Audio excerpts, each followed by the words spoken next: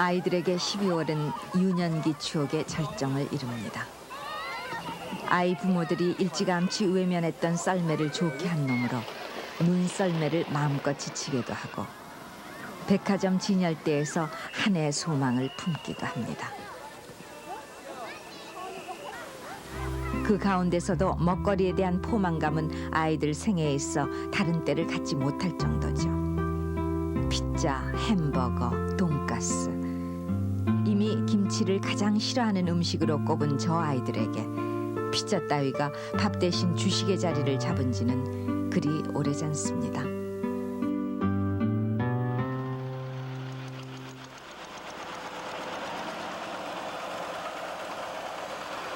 그리고 오늘 우리는 파도처럼 밀려오는 개방화의 압력에 쌀 시장의 빗장을 풀어야 하는 12월을 보내고 있습니다.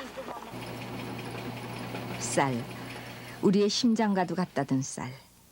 굶어도 신하락은 차고 죽는다며 춘궁이니 보릿고개니 피고개니 하는 가슴 아픈 원력을 보내면서 하늘이 허락하는 만큼만 심고 거둔다던 쌀 농사에 온 생애를 바쳤던 우리 부모들의 기록 없는 영농 일기 속에는 닷새장 장터에 뒷쌀 사러 가면서도 쌀 팔러 간다 하고 얘기해야 했던 쉬 알아들을 수 없는 슬픈 내력이 있습니다.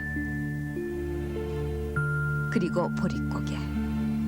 봄의 그 무렵 묵은 곡식은 벌써 떨어지고 햇벌이는 그나마 여물지 않아 우리가 넘기 힘들어 부르던 보릿고개의 그때.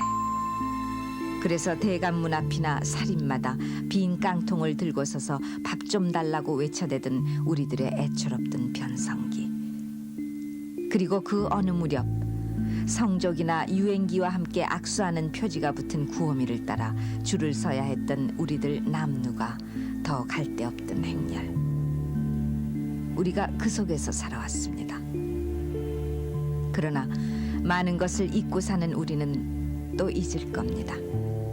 10년, 20년 후 칼로스 쌀 저녁을 먹으면서 여주 2000쌀 김제쌀을 고집하던 우리의 울분을 잊을 테고 쌀이 우리 심장이니 우리 삶의 주인이니 하는 말을 고사로 떠올릴 테지요. 쌀에 관하여 쌀이 우리 삶의 주인이던 그때를 아십니까?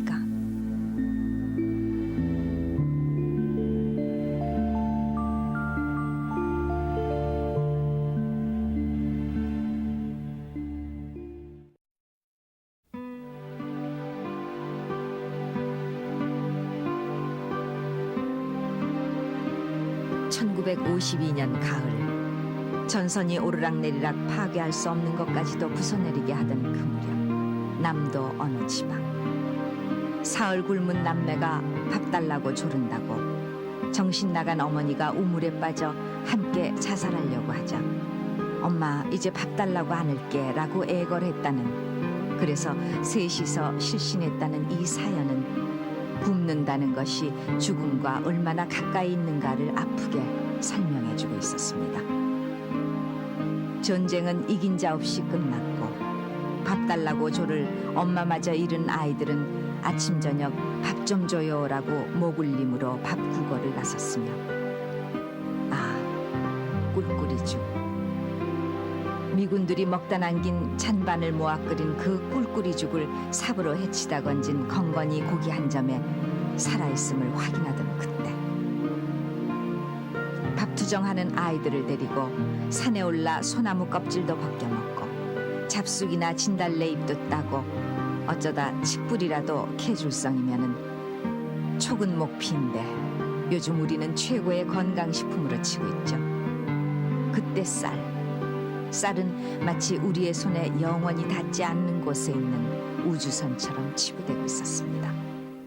내가 어렸을 때에 우리 아버지는 이제 품팔이 농사꾼이었는데 옛날에는 이 품을 팔러 가면은 그날 품삯을 받는 것보다 오히려 가난한 사람들은 그날 하루 가서 부잣집이 일가하면은 밥을 넉넉히 먹을 수 있다.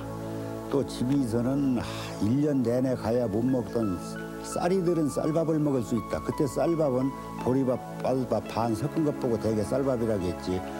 통칭 뭐 오늘날 같은 그런 것은 있지도 않았습니다. 뭐 옛날 뭐 고종 황제나 그런 거 잡수었는지 모르지만 말이죠. 이제 그때는 이 일꾼들의 뒤에는 그 마누라도 있고 자식들이 많습니다. 그래서 그 자식들을 그때는 점심 때에 와서 데리고 가서 밥을 먹이는 수가 많이 있었어요. 이게 아버지가 한 번 일 간다 하면 그 집 자식들이 전부 환호성을 지릅니다. 그럼 그날 점심만은 이제 가서 좀 아버지 덕분에 좀 한번 얻어먹겠다. 1953년 그해 보릿고개 3년에 북망산천 넘어간다는 말대로 2천만 인구 가운데 200만 명이 굶고 있었으며 굶어 죽은 사람만 140명, 또 다른 140명은 스스로 목숨을 끊었습니다. 그해 8월 모든 것이 임시라는 머릿말을 이고 있던 그때 임시 수도 부산. 요즘도 얼빠진 사람들이 즐겨 먹는다는 캘리포니아 쌀이 성조기 포장을 한 채 구호미로 보내져 왔습니다. 대통령과 총리 등 높은 사람들이 참석한 가운데 벌어졌던 구호미 인도식. 쌀은 을의 가마니에 담는 것이라고 여겼던 우리에게 처음 선을 뵌 포대쌀은 그 자체로 부자나라 미국의 위용이었고 그 위에 캘리포니아 라이스란 또렷한 글씨가 우리에게 알 수 없는 남루를 입혔더랬습니다. 그리고 우리는 그 구호미 배급소 앞에 끝도 없는 행렬을 지었으며 그 구호미 앞에서는 친척이나 친구조차 성가시다는 생각도 떠올렸습니다. 그날 우리는 몇 해 만인가 말 그대로 한 식구가 돼 밥상을 받습니다. 커다란 양푼에 고봉으로 밥을 담아 밥 한 술 수저로 뜨고 간장 한 번 찍고 또 한 술 뜨고 된장 한 번 묻히고 말 건넬 겨를 없이 밥그릇을 비웠습니다. 가장이랍시고 아버지는 독상을 받았지만 그 역시 젓가락은 필요 없었습니다.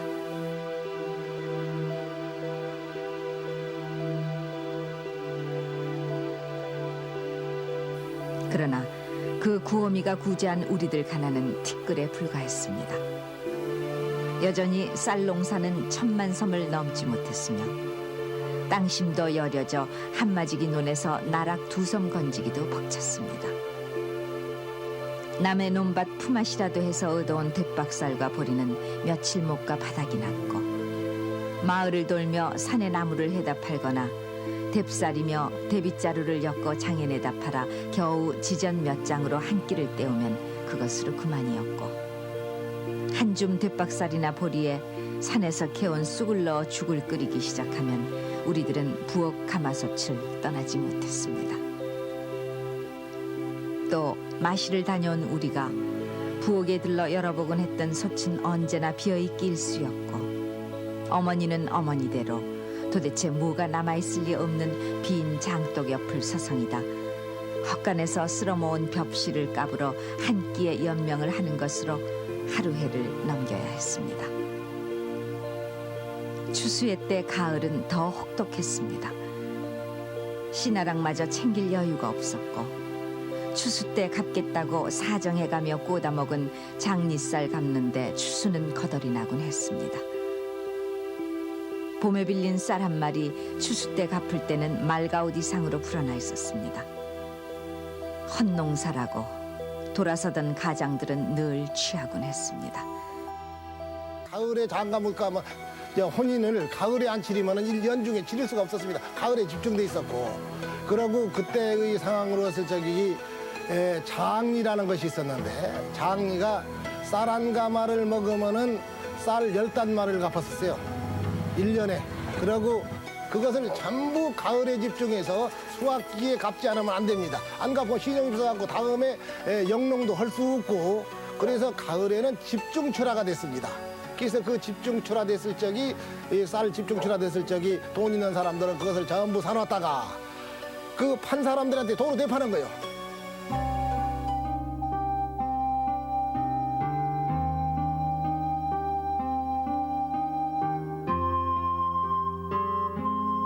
그 피폐했던 삶에 실속 없던 위안은 장날이었습니다. 그 장날, 우리들의 가장 큰 바램은 쌀이었습니다. 밤을 새워 쌀을 살 수 있는 것들을 마련해야 했죠. 잡곡 몇 대, 남새 몇 구러미를 꾸려 새벽길을 걸어 장터에 닿으면 이미 신장로까지 넘쳐난 난장이 펼쳐져 있었습니다. 죽음과도 같았던 굶주림의 경험은 곡기를 위해서는 곡식 아닌 모든 것을 내다 팔게 했고, 그런가 하면 아까운 쌀 2-5대 내다 팔고 다른 것들을 사들이려는 장판을 벌이게 했습니다. 우리 어머니들은 그때부터 쌀을 사러 가면서 쌀을 팔러 간다라고 말하기 시작했습니다. 쌀을 사기 위해 모든 것을 팔러 간다라는 온전한 말에서 사기 위해서와 모든 것이 생략된 슬픈 사연을 지니게 된 것이죠. 어머니들은 그 장터에서 오래 잊었던 친정언저리 사람들을 만나곤 했습니다. 그만큼 오래전 일인 순대 몇 점과 시래기 국밥 한 그릇 놓고 난리통에 안타까웠던 친정 안부를 목매어 묻다간 곱살미며 풀떼죽을 먹고 있을 식구들 생각에 화들짝 죄지은 듯 놀라곤 했던 그때, 어머니들은 역시 구호품으로 빚은 밀가루 붕어 풀빵 몇 개를 사들고 쌀을 팔아 그 먼 길을 돌아오곤 했습니다.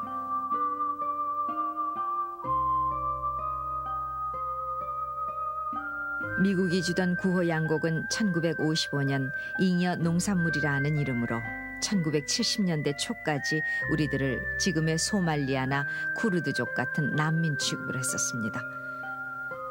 남아돈다는 이름의 잉여 농산물, 미공법 480호라고도 했고 PL 480이라고도 불리우던 그 잉여 농산물 쌀 가운데는 우리가 알람미라고 부르던 찰기가 전혀 없어 젓가락으로는 집을 수 없어 풀풀 날리곤 하던 긴 모양을 한 캘리포니아 쌀도 있었는데 베트남 쌀 모양과 같다 해서 알람미로 불렀습니다. 정부가 소위 정부미를 가지고 있어야 되는데 가을에 정부미를 확보하려니까 정부가 돈이 없으니까 확보를 못했어요. 50년대나. 그러니까 뭐 쌀값 뛰는 대로 놔두는 거지. 그래서 국민들은 그냥 불안해서 집집마다 그 두지가 있었어요. 그 나무로 만든 이 저 쌀통. 지금도 아마 골동품으로 가지신 분이 있을 거예요. 근데 그 큰 두지는 2가마이가 들어가고 우리 집 거는 1가마이 반 내가 결혼식 때.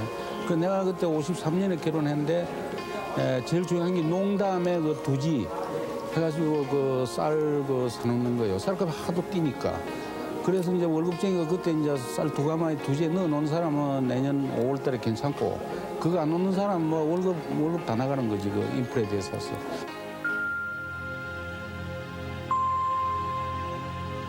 미국 쌀에 대한 의존도는 해마다 높아갔고 미국 쌀 수입 부피에 따라 쌀값이 오르고 내리고 하더니 끝내 이른바 잉여 농산물 쌀이 넘치게 들어온 58년에는 쌀값이 폭락해 헛농사 소리가 농민들의 푸념으로 이입 저입 터져나왔습니다. 급기야 그 이듬해 쌀이 수출됩니다. 유구 오키나와로의 쌀 수출. 한편으로는 수입하고 다른 한쪽으로는 수출하고 그 허망한 역사상 최초라는 쌀 수출이 기록됩니다. 농업국으로 이름난 우리나라의 쌀이 오키나와에 있는 유구로 수출되었습니다. 품질이 좋아 해외 시장에서 큰 인기를 차지하고 있는 우리나라 쌀은 또한 우리나라 수출 자원의 제1위를 차지하고 있어 외화 획득에 가장 큰 역할을 하고 있습니다.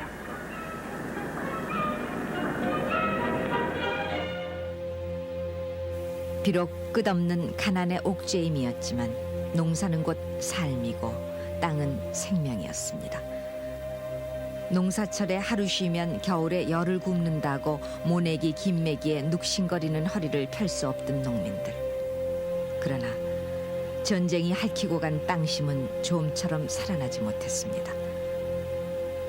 흥남 비료 공장이 북쪽에 갇혀지고부터 원조로 들여온 비료나 스미도모 같은 상인들이 수입해온 비료값은 금값이 됐고 비료 없이는 잃어버린 땅심을 되살릴 수도 없었습니다. 50년대 말 충주 비료가 세워지고 67년 한국 비료가 준공되긴 했어도 비료 갈증은 쉬 풀리지 않았습니다. 가난한 정부는 비료 대신 퇴비라고 퇴비증산을 구호로 내걸어 시골 헛간 벽이나 토담에는 퇴비증산의 구호가 어지러웠습니다. 땅은 점점 척박해져 갔고 한 해 걸러 홍수, 두 해 걸러 닥쳐든 가뭄으로 농심이 펴질 날이 없었습니다. 소나무 껍질이 먹거리였고 솔가지가 땔감이 되던 시절이었으니 민둥산에서 흘러내린 토사가 강바닥을 메우니 가뭄 홍수가 당연할 수밖에 없었죠. 57년 낙동강 범람, 59년 태풍 사라, 60년 큰 가뭄, 61년, 62년, 63년 다시 수해, 그리고 65년의 봄 가뭄과 여름 홍수, 66년 물난리. 그 10년 동안 무사했던 해는 58년과 64년 두 번뿐이었습니다. 그때마다 우리 가슴을 파내던 이 얘기, 전량농가. 1956년 봄 전국에서 식량이 떨어진 농가는 무려 33만 가구나 됐고 초근 목피를 구하기도 힘든 지경이었습니다. 우리 친구들 같은 반 아이들 그 별명이 따로따로 있었어요. 술꾼을 못 거니 이 술찌개미 있죠. 옛날엔 먹고 살기가 힘드니까 보리밥도 못 먹었으니까 술 담그고 그 연줄이 좀 그래도 괜찮은 집안에서는 그 술집에서 술도가집에서 술찌개미를 얻어다가 거기다 물을 붓고 설탕도 없으니까 옛날에 그 삭가린이라고 있었는데 그걸 타서 끓여가지고 그걸 아침으로 먹고 나옵니다. 그럼 취해요. 그래서 얼굴이 벌게 가지고 나와서 맨날 아침에 벌건 얼굴로 나온다 해서 술꾼이라는 별명이 있었고, 그리고 어떤 친구는 이제 출렁이라는 친구는 그 죽을 끓여 먹는데 죽을 그래도 좀 요새같이 좀 되게 끓여 먹으면 괜찮은데 물을 많이 붓습니다. 배부르라고. 쌀 그저 보이는 둥 마는 둥 보리 죽에는 이제 뭐 수수죽 또 조죽, 강냉이죽 이런 게 있는데 그 중에서도 이제 조죽이 제일 먹기가 힘들죠. 깔깔해서 그것도 찾아오면 괜찮은데 매줘가지고 그걸로 하면은 그저 깔깔해서 상당히 힘든데 그거나마 해도 많이 먹게 하려고 물을 많이 넣으면은 그것이 아침에 와서 조회 끝나고 반에 이제 교실로 들어갈 적에는 걸을 적에 배에서 출렁출렁.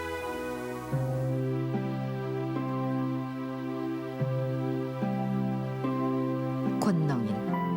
아직도 우리 달력 5, 6월 그 어디쯤엔가 부끄럽게 숨어있어 한때 을에 대통령의 모내는 모습이 등장하곤 했던 권농일이 그때도 있었지만 어려운 식량 사정에다 척박하다지만 부칠 논마지기마저 줄어들자 농촌을 떠나는 사람들이 늘어나고 있었고 그때 그린 이 만화 몇 장면, 이농 현상은 조금 더 수그러들질 않아 1950년대 1,400만 농민이라는 말이 지금 600만 농민이라는 말로 줄어들었습니다.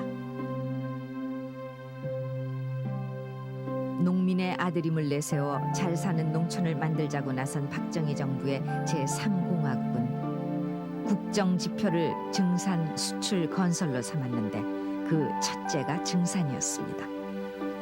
오로지 식량 자급, 그 목표 하나를 위해 온 나라가 열병을 앓았죠.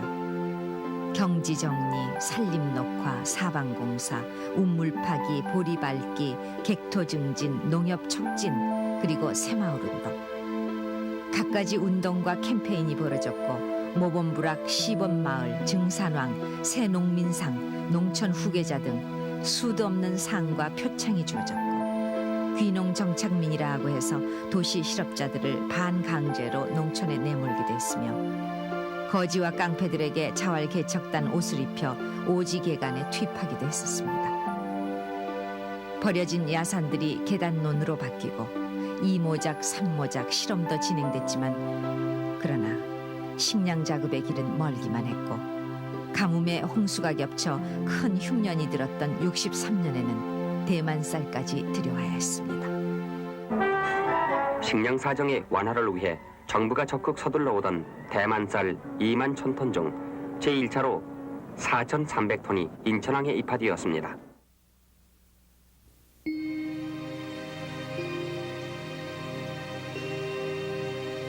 빈터에 곡식 심기.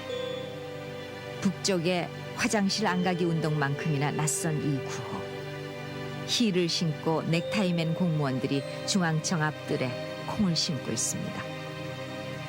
그런가 하면 농촌에서는 리어카가 선진 농기구라며 62년에 크게 권장됐고 63년 탈탈이 경운기가 모습을 드러냈으며 67년 농민올림픽의 경기 종목은 가마니 짜기와 새끼꼬기 그리고 소쟁기질이 고작이었으며 62년에 국제박람회에는 발로 젓는 양수기가 출품되기도 했죠. 증사는 뜻만큼 이루어지지 않았고 소비를 줄일 수밖에 없었습니다. 절미운동. 평생 해픈 씀씀이를 악으로 여기며 살아온 어머니들에게 한 끼 한 수저의 쌀을 덜어내는 일은 그리 어려운 일이 아니었습니다. 굶기를 밥 먹듯 하던 때도 있었다며 혹은 수수떡 개떡 하나로 너희 네 형제가 하루를 때웠단다 하며 통큰 마님 흉내를 내보이던 어머니들. 그렇게 모인 쌀은 수재민이며 결식아동 또 전량농가며 영세민들에게 전달됐습니다. 보리 혼식과 분식 장려도 거국적으로 펼쳐졌고 농림부 직원들이 솔선해서 우유와 빵을 점심 삼았고 때 아닌 빵 만드는 강습회가 여기저기서 열렸습니다. 풍노의 찜통에 빵을 쪄내던 그때 가락국수 한 그릇이 30원이었고 그때 막 보급되기 시작한 라면은 한 개에 10원이었습니다. 분식과 혼식, 절미와 증산 60년대 쏟아부었던 그 정성과 노력 쌀은 우리 삶의 주인이었고 나라의 이정이었습니다. 그리고 70년대 우리는 쌀 증산의 계기와 결실을 거둡니다. 기적의 쌀이라 불리던 IR 667호 통일벼가 등장하면서 2천만 섬을 넘지 못하던 쌀 생산이 73년 3천만 섬, 77년 4천만 섬을 돌파했습니다. 그리고 1984년 우리는 쌀 작업을 이뤄냈습니다. 83년으로 쌀 수입의 역사가 끝이 났음을 기록하게 됐죠. 쌀미자라는 거 8자가 됐거든요. 우리가 8자, 10자, 밑이가 또 8자기 쌀미자 아니요. 그러면 쌀을 생산하려면 처음이 신락, 단거, 모짜리요, 갖고 그 수확까지 8번을 들여야 그 쌀이 생산된다 해서 그 쌀미자가 쌀미자가 된 것이거든요. 그만큼 우리 농민들이 힘을 기울여 가지고서 쌀을 생산하고 자기 생명과 똑같이 생겨가지고 쌀이라고 하는 거죠. 자기 생명과.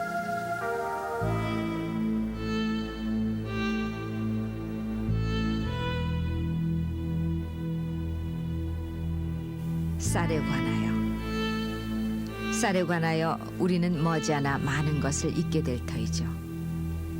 우리 쌀을 먹는 것은 우리 혼을 지키는 것이며 쌀을 지키는 것은 땅을 지킨다는 말이 풀떼죽 곱살미가 벌써 우리에게 부존재 명사로 잊혀졌듯 고사가 돼버리겠죠. 그러나 풍년은 하늘덕이라며 하늘이 무심치 않기를 바랬던 하늘바래기 농심들. 여린 땅심은 썰해질보다 손심이 제일이라며 땅을 어루만지던 고난의 손마디. 쌀 팔러 다니며 가난의 짓눌림에 굽은 허리 어머니들. 그리고 떠나는 젊은 농사꾼을 붙들지 못하고 돌아서는 늙은 농부의 가슴엔 쌀에 관하여 이 밤 곡간시 나락의 작은 소리 그 지나온 한이 강물되어 흐릅니다. 그때를 아십니까?